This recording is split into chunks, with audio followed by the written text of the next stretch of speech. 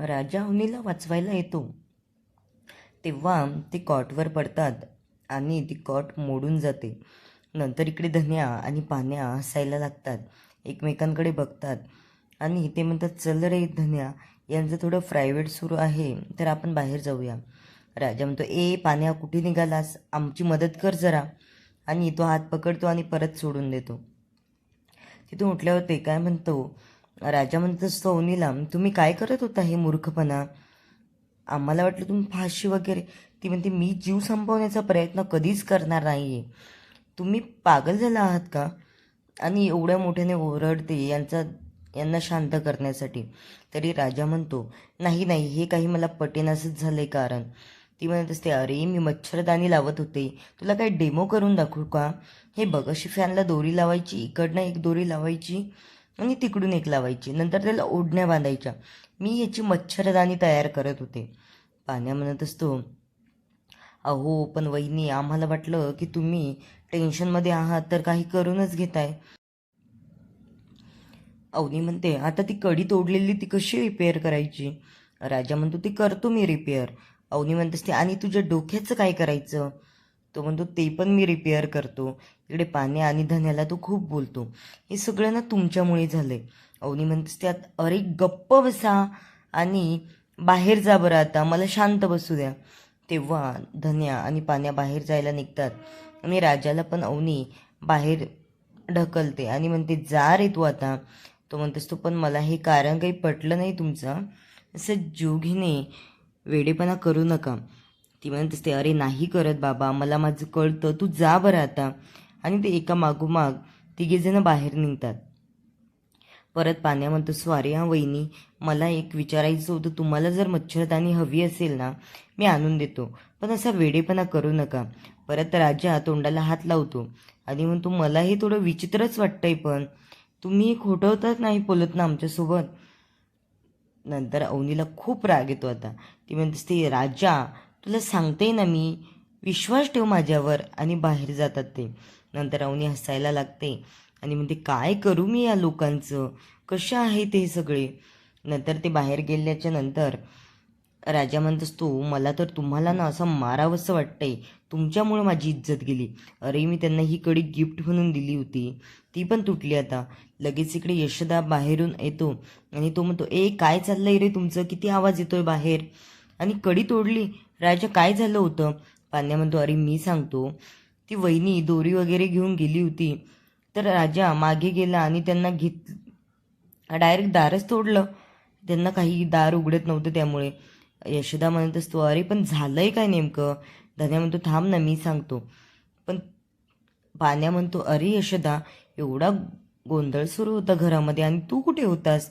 तेवढ्यातच नमी तिथे येते आणि नमी म्हणते, अरे किती मोठ्याने आवाज करताय तुम्ही, तुमचा आवाज ऐकला असता तर आम्हाला माझ्या आईने रंगेहात पकडलं असतं. तेव्हा धन्या आणि ते सगळेच आश्चर्यचकित होतात आणि म्हणतात, काय रंगेहात. अय यशोदा, तू रात्रभर बाहेर काय करत होतास रे, आणि एवढ्या रात्री कुणीच नसताना तुमच्या दोघांचं सुरू काय होतं. नंतर राजा म्हणत असतो, अरे बाप रे.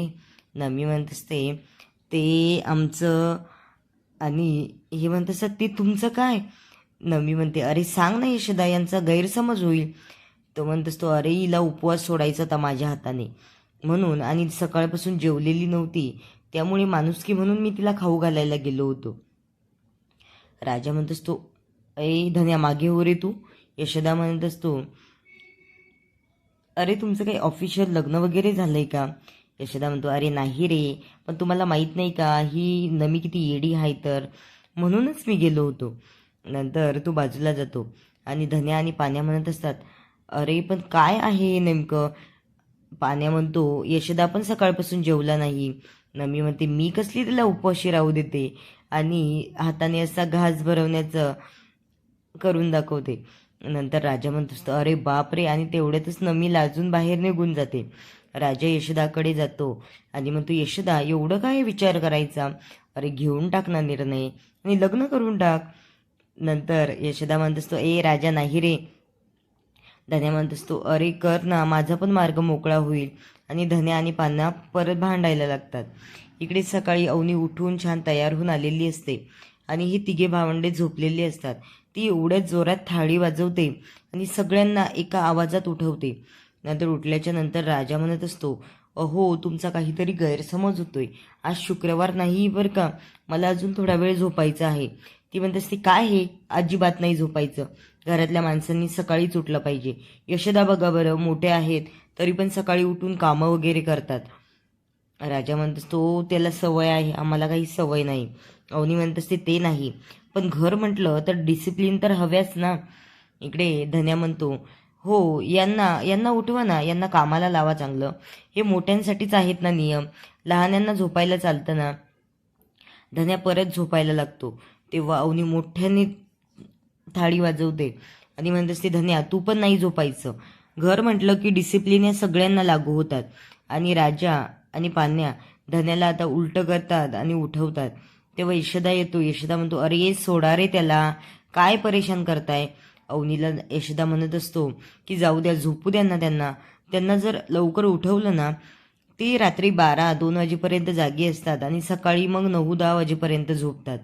त्यामुळे त्यांना जागच येत नाही. आणि असं उठवलं की यांचा गोंगाट सुरू होतो आणि काही कामही करत नाही ते. त्यामुळे मी त्यांना झोपू देत असतो. अवनी म्हणत असते, पण यशोदा नाही, आजपासून हे नियम बंद करायचे. हे सगळे सकाळीच उठलेच पाहिजे. आम्ही तर सकाळी 4 वाजता उठून अभ्यास करायचो. धन्या म्हणत असतो, अरे बाप रे, यांच्यापेक्षा आपण बरं मग, हे दुपारी 4ला उठायच्या.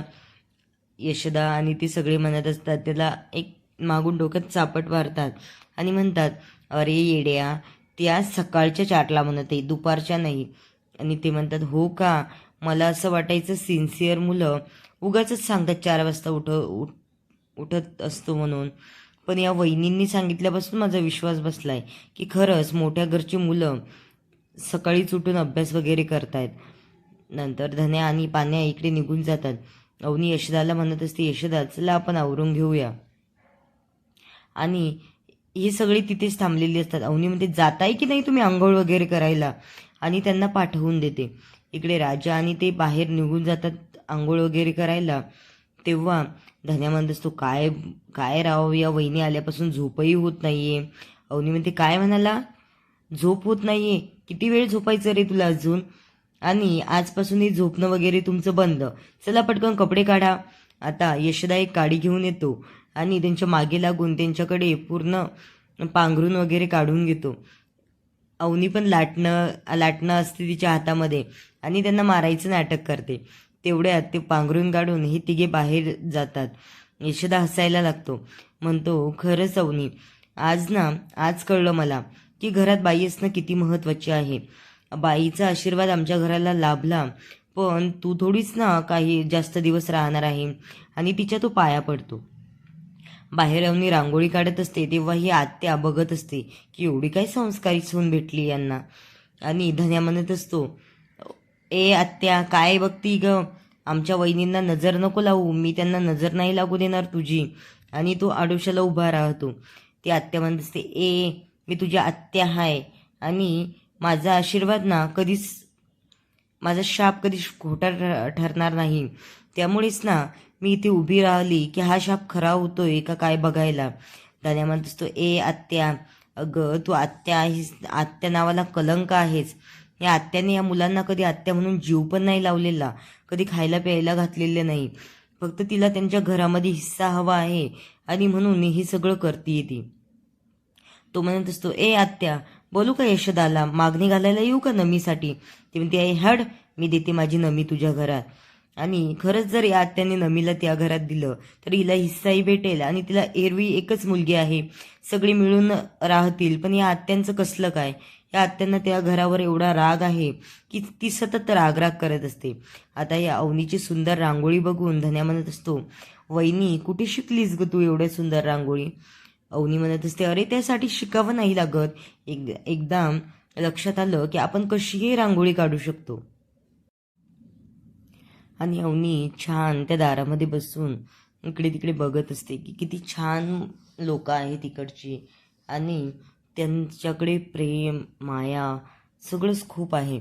आता ती तो डब्बा काढण्यासाठी त्या माळावर चढत असते तेवढ्यातच खुर्चीहून तिचा पाय सटकतो आणि तिला असं वाटतं की आपण आता पडणार. ती डोळे बंद करून घेते, पण राजा तिथे येतो आणि राजा तिला पकडतो. खूप वेळ एकमेकांकडे बघतच असतात.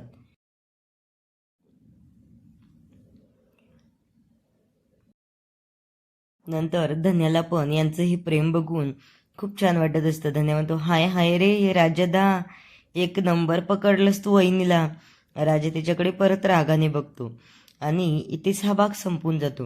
आता पुढील भागामध्ये राजाच्या हातात ते मॅरेज सर्टिफिकेट येतं आणि ते अवनी बघते की काय, अवनीला हे खरं लग्न आहे हे केव्हा कळेल हे आता बघणं मात्र रंजक ठरणार आहे. कारण राजाला असं वाटतं की हिला कळू नये आणि अवनीच्या स्वप्नांसाठी किंवा अवनीचं नुकसान होऊ नये यासाठी राजाने हे लग्न खरोखर केलेलं आहे. पण तिला हे लग्न खोटं आहे असं सांगितलं होतं.